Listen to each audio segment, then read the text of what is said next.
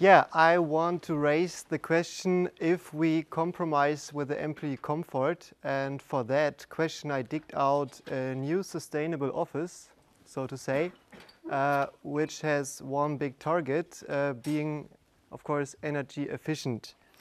The building is located in Wolfsburg, maybe for most of you know where VW is producing.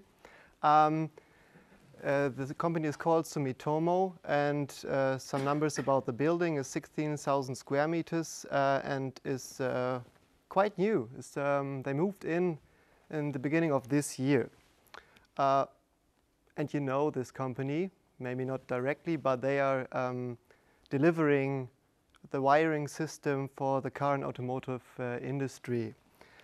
So this is a network inside of the cars. They are inventing, they are creating. So within this building, engineers are working. So for that work, they had some main ideas. One was, of course, that the new building should be energy efficient because the old one was not. And so they used, of course, the TAPS system. The other was, not at least because it's a Japanese company, they want to support the communication. This is a main driver for most of the new buildings. This is why they choose open plan solutions, or an environment where you got mainly open solutions, more or less, depends on the square meters. So I would like to focus on these both main targets while building the new office. In the early phase, they did something clever. They gathered all the experts together at Thomas Wilkins Institute in Braunschweig. He mentioned this future workspace because it's very nice to ask questions about upcoming technologies. You could ask about different kind of technologies when it comes to being energy efficient. But the main question we got on this meeting, where we had the architect, the end user, the thermal expert, the acoustician, of course, and the one who will build that, was what is about how to compromise in between the acoustic demands and the thermal aspects. So we shared the knowledge we all got. So I put something on the table, the acoustician put something on the table, and so we created some values for the tender phase to make sure that everything we now know all will be guided through all the process, because this was quite early in the process. But how did we get there? I think the biggest problem in many big projects is that we got a conflict. In the very much early phase, someone will decide that TAPS will be used. The acoustician, Andrew, maybe you agree, will be asked later about that. So you have to squeeze in somehow. So if you got only this, you can be sure that you will get a problem.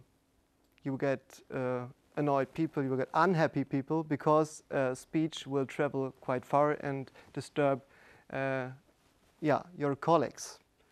And this is proven. I digged out some studies just to do a little excursus about the impact on the labor process of acoustics.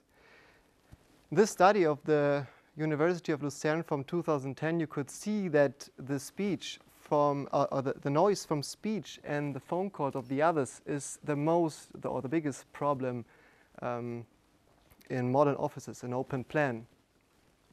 So what to do? And the question is, why is that? And Colin, you mentioned this, that there could be a reverse Lombard effect, but I want to just explain the Lombard effect itself, because why is the speech traveling so far in the room? And I'm focusing on why do I speak up sometimes. I'm interacting to my acoustic environment, and you know that from, maybe we'll experience that tonight. I don't know if you choose the restaurant by good or bad acoustics, let's see. But you all know this, when your acoustic environment is bad, and your speech quality is bad, your speech quality at your table, it's quite easy to create a speech Intelligibility, you just raise your voice. It's quite easy to get through all the other speeches within the room. And this is quite typical for, for bars and restaurants. But raising the voice is the answer. But this is for the other table kind of bad, because you are lowering the signal to noise ratio of their speech. So what do? Of course, they do the same what I've done. They raise the voice to create speech quality. Oh, this is stress. This is my next idea and message. Yes, noise is stress. And you feel that after a long night in the bar, not only because of the noise. But the Bremen University has done something interesting. They recorded sound levels. This is not that interesting, but they record at the same time the heart rate of the teacher. So how does he feel at the same time? And you see here from 8 o'clock until the lunch break that if the noise level is increasing or decreasing, the heart rate is going the same direction. So you are directly affected by the noise level surrounding you. So yes, this is stress. But I don't want to talk only about well-being and this mostly subjective things. It's objective that noise has an impact. This is a quite old study, but it shows you that if you got a task, easy task here, you will be affected by the sound level which is around you. But mainly, if you got really difficult task, you can see that. In this case here, when it comes to solve or to find logical errors in a text, you see that the performance went down for 50%. And this is bad. Do you agree? So we need a compromise in between tabs and acoustics. We have to solve that. We saw some nice pictures today, and a very well-found solution is to create islands, free-hanging units underneath the, let's say, concrete core activated ceiling. And this helps. This is lowering the speech level of the one person, of the individuum, and especially is let you control the speech from traveling throughout the room. Of course, by combining this with screening. And the biggest or most common question is, what degree of coverage is the best for acoustics and thermal? For this question, I digged out some photos. This is Siemens in somewhere around Frankfurt area. Here we got, due to budget reasons, a 20% coverage. Of course, they did some investigation, but they rented the room, so they haven't decided about the budget themselves. Then we got the Astra Tower in Hamburg, and here you see something like 30% of coverage. And at Sumitomo, because of the integral plannings, we decided about something around 50%. Depends on the activity of the room, more or less. So, and we get that through until the end. This is a picture some months old. So what is the best? Which degrees of coverage? So I first want to compare some degrees of coverage by using single elements to the wall-to-wall solution, so a acoustic ceiling. And I'm focusing here on the reverberation time. And you could see that 30% we got nearly 1 second. And I think we all know when we are in acoustics, study has shown this, if you got a reverberation time around 1 second, you will have people claiming about the bad acoustics. Something good when it comes to the damping, to the reverberation time, is around 0.5, 0.6. And you could see that from 60% on, this is quite similar when it comes to reverberation time. But Andrew said reverberation time is not that interesting, especially for open plan offices. So new parameters were invented, and I got a project also in Germany. Maybe Susan, you remember this picture. We saw it already.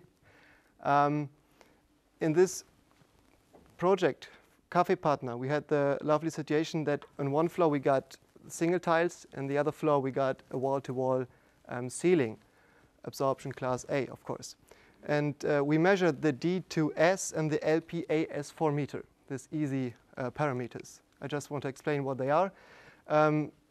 You start with a normal voice level of, let's say, 57.4. And the first question with this parameter is, what is the damping close by? So what is the speech level in 4 meters distance? And then you double the distance to 8 to 16, depending on the size of the room. And per doubling, you will have a drop. And you could see this in D2S. And also here you could see that 50% of coverage by single units and wall-to-wall ceiling is from these parameters quite comparable. But what is more worse? You have heard about the Whooper study. My friend Joan will talk about this tomorrow. And of course, there were done, by side of the thermal measurements, acoustic measurements. And here we see if you don't have a ceiling, you will have a D2S of 2.3. And this is really bad because speech is traveling very far and disturbing the people. And if you got 32, it's a D2S of 3.3. At the moment in the German standardization committee where we start to work on this, we decide that the lowest level you have to have for an office without knowing about the activity, you need at least 4 dB. So you have to focus on more depending if you go more to a, let's say, call center, a lot of communication, just for you to get a feeling about these single numbers. And from the thermal perspective, Pierre Lombard told us something about that. We had the Whooper study, which shows us also what is the thermal impact of 50% of coverage. And just briefly, you mentioned a difference of 0.3. Other studies have shown something similar, and depending on what specific situation you got about ventilation and yeah, so on. So there were some lessons learned within this project. It is quite important, this integral planning. You have to stick the heads together. The thermal expert, the acoustician, the end user, everyone, to share the knowledge and check what we can do. It's for sure that in especially open plan offices, this activity-based acoustic design will be more important in the future. It's really something under development. And latest research and also possibilities to simulate that, to calculate that, will help to communicate in between these engineering disciplines. I don't know about these numbers, but let's say, of course, acoustic has an impact on the thermal, on the cooling. So let's say they are 0 to, I don't know how many days out of the comfort zone. But I think we all agree on that. If you combine all these, we have 365 days of acoustic comfort. So what is first? I don't know, but this is for sure.